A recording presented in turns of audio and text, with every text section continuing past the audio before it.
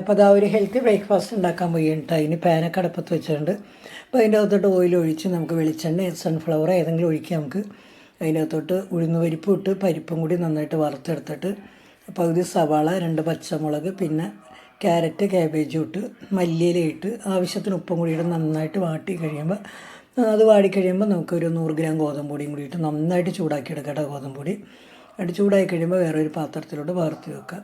പിന്നെ ആ പൊടി ഒന്ന് തണുത്ത് കഴിയുമ്പോഴത്തേക്കും നമുക്കൊരു കുറച്ച് തൈര് ഒഴിക്കാം. ഒരു 1/4 കപ്പ് തൈര്, ഒട്ടും പുളിയില്ലാത്തതായിരിക്കണം കേട്ടോ. നല്ല അതുകൂടി നന്നായിട്ട് യോജിപ്പിച്ച് കഴിഞ്ഞിട്ട് നമുക്ക് വേണം വെള്ളം ഒഴിക്കാം അതിനകത്തോട്ട്. പിന്നെ ആവശ്യത്തിന് ഉപ്പ് ഇടാം നമുക്ക്. ഞാൻ പച്ചക്കറിയിലാണല്ലോ ഉപ്പിട്ടത്.